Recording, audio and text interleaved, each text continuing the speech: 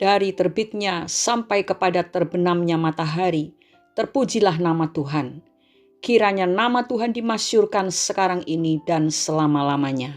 Selamat pagi saudara-saudara yang dikasihi Tuhan. Kita jumpa lagi hari Sabtu 29 Juli 2023. Mari kita siapkan hati kita sebagai wadah yang akan menerima berkat Tuhan lewat renungan yang berjudul Tinggallah di dalam Dia.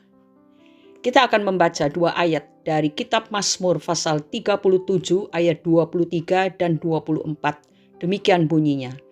Tuhan menetapkan langkah-langkah orang yang hidupnya berkenan kepadanya. Apabila ia jatuh, tidaklah sampai tergeletak, sebab Tuhan menopang tangannya. Franklin D. Roosevelt, Presiden Amerika yang ke-32, berkata, tak seorang pun dapat membuat Anda rendah diri tanpa persetujuan Anda. Artinya, sekuat apapun musuh atau intimidasi yang datang dari luar diri kita, tidak dapat membuat kita pingsan dalam tanda kutip, jika kita memutuskan untuk tetap tegar dan keluar sebagai pemenang. Arthur Ashe yang lahir tanggal 10 Juli 1943 adalah seorang petenis dari Amerika. Ia mulai bermain tenis sejak usia 6 tahun. Pada September tahun 1968, ia menjadi juara di US Open Tennis Championship dan 5 Juli 1975 memenangkan gelar tunggal di Wimbledon. Ashe adalah keturunan Afrika Amerika pertama yang banyak memenangkan turnamen kelas dunia. Tahun 1979, Ashe terkena serangan jantung yang mengharuskannya menjalani operasi bypass. Kemudian pada tahun 1983, ia menjalani operasi otak dan setelah 2 kali operasi, ia dinyatakan terinfeksi HIV melalui transfusi darah yang diterimanya. Ashe tidak menyerah pada penyakit yang dideritanya. Tahun 1992, ia mendirikan Yayasan AIDS. Yayasan ini menyediakan perawatan bagi penderita AIDS sekaligus mempromosikan riset mengenai AIDS di seluruh dunia. Ashe mengumpulkan para petenis profesional untuk menggalang dana dan meningkatkan kesadaran masyarakat akan penyakit AIDS. Setelah meninggal, jasad Ashe sempat disemayamkan di Gubernuran Virginia. Beberapa waktu kemudian, di Stadion National Tennis Center di Flushing Meadows, New York, didirikan patung untuk menghormati tokoh yang tegar ini. Saudara, sebelum Ashe meninggal, seorang penggemar menulis surat kepadanya. Begini bunyinya, "Mengapa Tuhan memilihmu untuk menderita penyakit itu?" Ashe menjawab, "Di dunia ini ada 50 juta anak yang ingin bermain tenis. 5 juta orang yang bisa belajar bermain tenis. 500.000 orang belajar menjadi pemain tenis profesional. 50.000 datang ke arena untuk bertanding. 5.000 mencapai turnamen, 50 orang berhasil sampai ke Wimbledon, 4 orang ke semifinal, 2 orang berlaga di final. Dan ketika saya mengangkat trofi Wimbledon, saya tidak pernah bertanya kepada Tuhan, mengapa harus saya yang menang?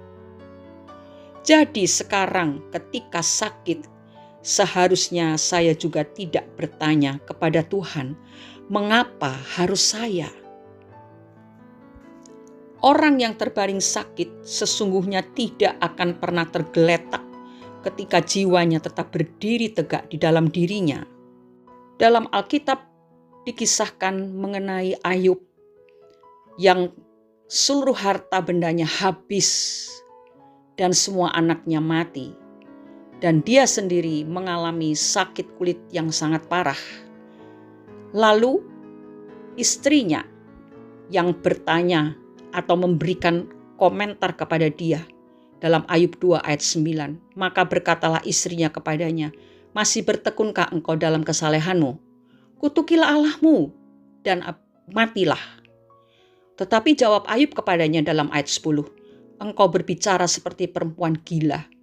Apakah kita mau menerima yang baik dari Allah tetapi tidak mau menerima yang buruk?" Dalam kesemuanya itu Ayub tidak berbuat dosa dengan bibirnya. Saudara-saudara, sebagaimana Es berkata, "Waktu aku menang, aku tidak pernah bertanya kenapa saya yang menang. Dan waktu aku sakit, aku juga tidak mau bertanya kepada Tuhan mengapa harus aku yang sakit." Ia menerima semuanya itu dengan jiwa yang tetap berdiri tegak di dalam dirinya. Jiwa yang tetap tegak berdiri di dalam Tuhan. Demikian juga Ayub. Saudara-saudara, bagaimana kita bisa kuat seperti Ayub dan juga Es ketika pencobaan hidup mencoba menghempaskan kita? Berdirilah tetap di dalam Tuhan dan tinggallah di dalam Dia. Orang yang berdiri dan tinggal di dalam Tuhan tidak akan pernah protes walaupun dia mengalami penderitaan. Mereka tetap bersyukur, mereka tetap menghormati Allah. Orang yang tidak berdiri di dalam Tuhan akan membiarkan penyakit yang ringan ataupun kronis, kesulitan serta kegagalan yang kecil ataupun besar membuatnya tergeletak. Tetapi orang yang tinggal di dalam Tuhan tidak akan dibiarkan Tuhan tergeletak. Sebab sebagaimana ayat yang telah kita baca di awal tadi berkata, Tuhan menetapkan langkah-langkah orang yang hidupnya berkenan kepadanya. Dan apabila ia jatuh, tidak sampai tergeletak, sebab Tuhan menopang tangannya. Saudara yang penting, hidup kita tetap berkenan di hadapan Tuhan, walaupun kita mengalami kesulitan, walaupun kita menderita.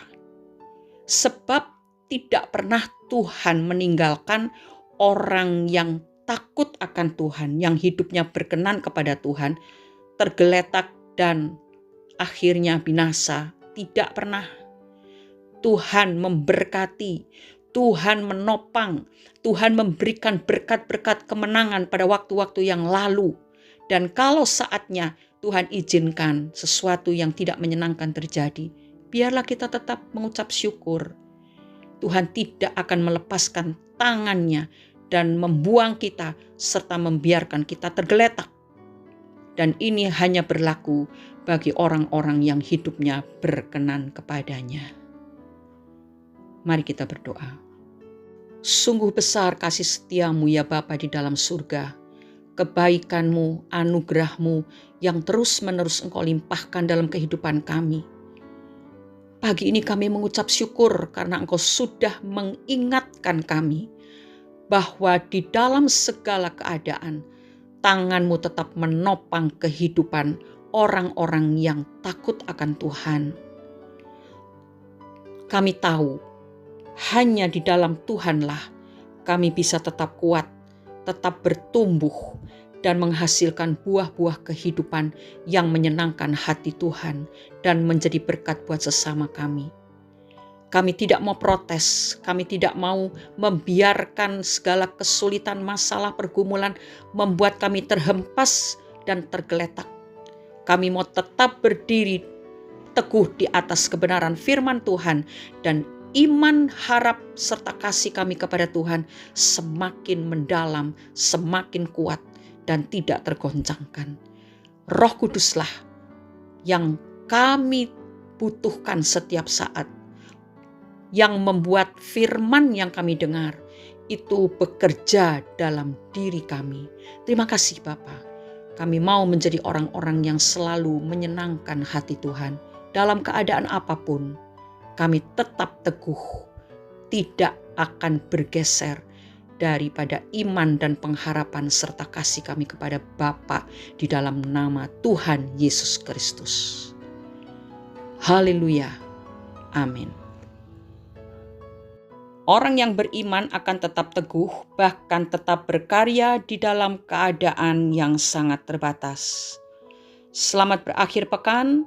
Tuhan Yesus menyertai dan memberkati saudara semua. Amin.